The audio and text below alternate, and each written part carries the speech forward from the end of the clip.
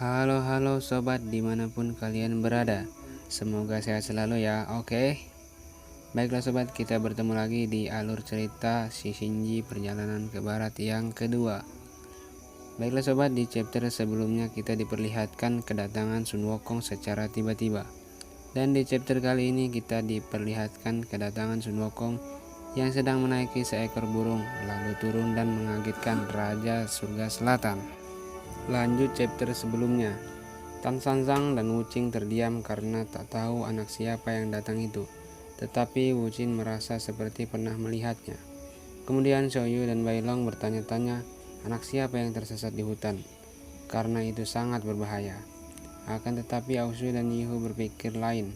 Sepertinya kedatangan anak kecil itu sengaja mencari masalah. Yihu pun berkata bahwa anak kecil itu punya ekor. Sepertinya itu siluman kera, ujarnya. Di sisi lain, Raja Surga Selatan sudah tahu kalau itu memanglah Sun Wukong, karena sebelumnya ia telah bertarung di Istana Surgawi. Kemudian Sun Wukong berkata pada Raja Surga Selatan itu, kalau dia jangan pamer kekuatan di situ, karena itu bukanlah tempatnya. Lalu Raja Surga Selatan pun mengejek Sun Wukong, akan tetapi Sun Wukong dengan santainya mengabaikannya dan malah mengajaknya bertarung, dan mereka pun akhirnya baku hantam. Tidak lama kemudian Raja Surga Selatan itu pun terpental karena pukulan dari tongkat sakti Sun Wukong. Lalu setelah itu Sun Wukong pun mendatangi Tan Sanzang dan yang lainnya. Ia pun berkata, "Hai guru, adik-adikku, pasti kalian kesulitan tanpa aku bukan? Tak usah takut, aku sudah kembali. Serahkan saja ini padaku," ujarnya seperti biasa menunjukkan ketengilannya. Walaupun mereka masih kebingungan, tapi mereka yakin bahwa itu memanglah Sun Wukong yang telah bereinkarnasi. Wukong pun lanjut menjelaskan bahwa itu memang benar adalah dirinya. Wujudnya memang berbeda, tetapi tongkat emas miliknya tak mungkin dipalsukan. Setelah berpisah di Laut Cina Selatan, ia pergi ke alam baka dan melewati jembatan bereinkarnasi. Lalu ia terlahir seperti itu. Tan Sanzang pun heran. Seharusnya setelah melewati jembatan bereinkarnasi, ingatannya pasti hilang. Lalu Sun Wukong menjawab lagi, "Kalau itu benar, tapi itu hanya berlaku untuk manusia," ujarnya. Dan ia pun menjelaskan sebagai petaka sutra sudah jelas berbeda baginya. Dan ia pun terlahir kembali dari batu. Dan setelah itu banyak hal yang terjadi. Ia pun tak sabar ingin menceritakan semuanya. Dan dia pun merasa senang karena telah kembali. Lalu Sun Wukong pun pergi karena ingin menyelesaikan pertarungannya dengan Raja Surga Selatan.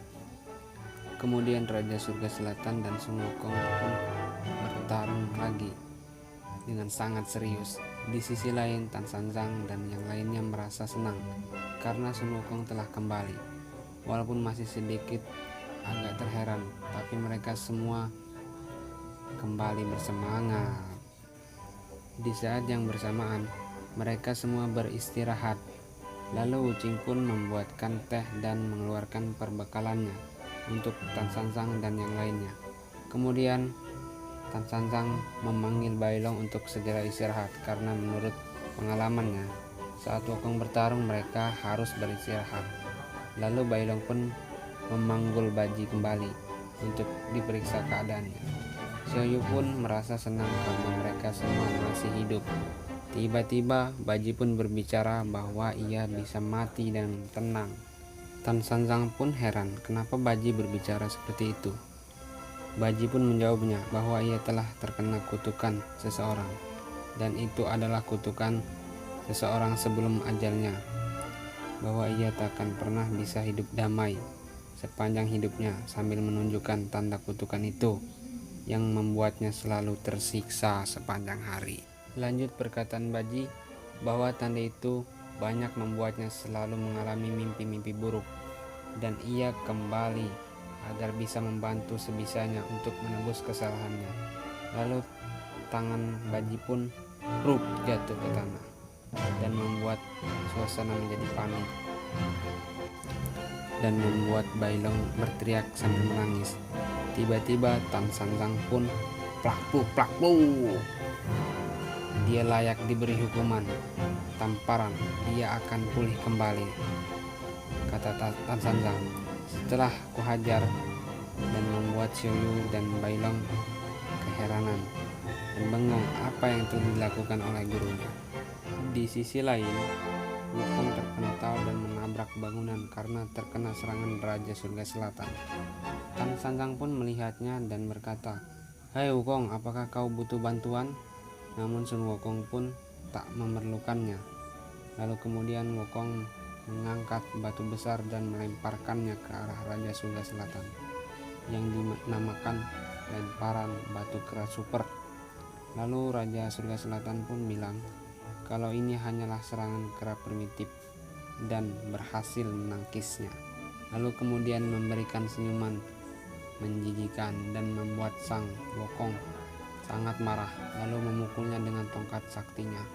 Akan tetapi Raja Surga Selatan pun berhasil menangkisnya kembali hanya dengan satu tangan.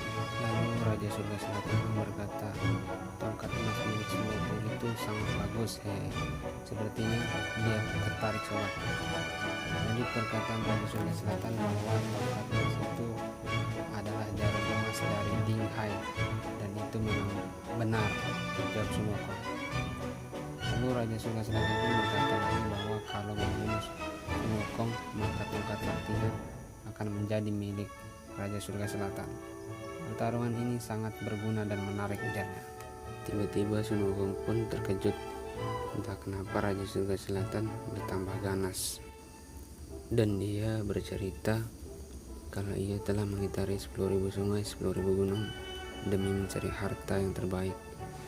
Akan kucincang kau sampai mati, sampai habis, lanjut perkataan Raja Surga Selatan. Lalu kemudian Sun Wukong pun memukul keras Raja Surga Selatan hingga terpental, dan kemudian Wukong memanjangkan tongkatnya dan mengenai perutnya. Akan tetapi ia tak berarti lagi bagi Raja Surga Selatan dan malah membuat tongkatnya terpental. Tiba-tiba Raja Surga Selatan pun merapatkan kedua telapak tangannya dan akan mengeluarkan kesaktian yang sebenarnya, dan Wukong pun meledeknya bahwa ia juga belum bertarung dengan serius. Kemudian Baji dan Ucin pun datang membantu di samping Wukong. Baji berkata, "Apakah kau terlalu lelah untuk bertarung, Kak? Kami akan bantu." Lalu Wukong pun menjawabnya dan mengelaknya, "Siapa yang lelah?" Lalu Ucin pun menambahkan, beranggapan bahwa Raja Surga Selatan kali ini tidak main-main dengan pertarungannya, makanya mereka datang membantu. Baji pun menambahkan perkataannya lagi kalau Wukong sudah pernah mati, jadi kali ini tidak boleh mati yang kedua kali, karena itu sangat gawat dan membuat Wukong sedikit kesal. Akan tetapi Baji dan Ucin memang sadar bahwa kekuatan Wukong memang cukup besar dari mereka semua. Tapi kemudian Baji pun meledeknya dengan mengatakan bahwa kekuatannya lah yang saat ini lebih besar. Lalu Wukong menyuruh mereka untuk diam. Dengan sombongnya Raja Surga Selatan pun berkata, meski mereka bertiga melawannya, itu hanyalah semudah memotong sayuran. Gila, ngece betul deh ya. Oke, nantikan episode selanjutnya ya.